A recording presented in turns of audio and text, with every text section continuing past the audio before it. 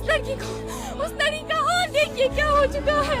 ईद के दिन लोग मीठी खीर खाकर गले मिलकर खुशियां मना रहे थे, मगर एक मुस्लिम परिवार के घर में मातम मनाया जा रहा था। कश्मीर में एक 10-11 साल की छोटी लड़की हाफिज कुरान बनने का सपना देख रही थी। इसी सपने को लेकर सुबह वो अपने घर से निकली मदरसा जाने के लिए, तालीम पाने के लिए, एक अच्छा इंसान बनने के लिए। मगर बीच रास्ते में ही कुछ हरामजादों ने उसको अगवा कर लिया, अगवा करके उसका रेप किया और उसको जान से मार डाला। ये मंजर देखिए कितना दिल दहला देने वाला है। एक तरफ छोटी बच्ची की चप्पलें पड़ी हुई हैं, दूसरी तरफ कलाम पाक। ये कैसे देश और कैसे समाज में रह रहे हैं हम। हर साल इसी देश में हजारों रेप हो जाते हैं, मगर कोई सख्त कार्रवाई नहीं। सरकार अपने मुंह पर चुप्पी साधे बैठ जाती है।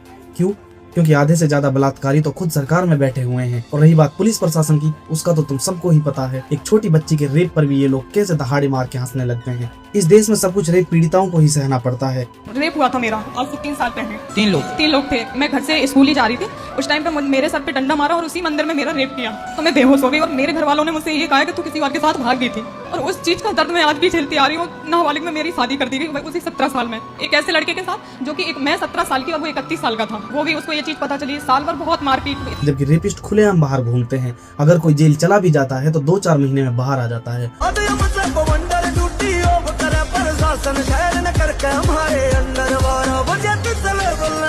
क्या बीतती होगी उस रेप पीड़िता पर जिसका रेप भी हुआ और उसको इंसाफ भी नहीं मिला। दिल्ली के एक स्कूल में 3 साल की बच्ची का स्कूल के पहले दिन ही रेप हो जाता है। इस केस में क्या होना चाहिए था? कम से कम फांसी।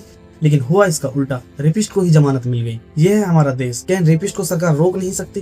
क्या इन रेपिस्ट का कोई इलाज नहीं हो सकता? जब तक इन रेपिस्ट का पक्का इलाज नहीं होगा तब तक ये दरिंदगी रुकने का नाम नहीं लेगी। भोपाल के एक प्राइवेट स्कूल में 3.5 साल की बच्ची से रेप के मामले में पुलिस की लापरवाही सामने आई है। मामले में स्कूल के चेयरमैन, प्रिंसिपल समेत 4 लोगों के खिलाफ FIR दर्ज की गई है। वहीं जिस बस ड्राइवर हनुमत जाटव ने वारदात को अंजाम दिया, उसके खिलाफ शाहपुरा थाने में ही मारपीट के 2 केस दर्ज हैं।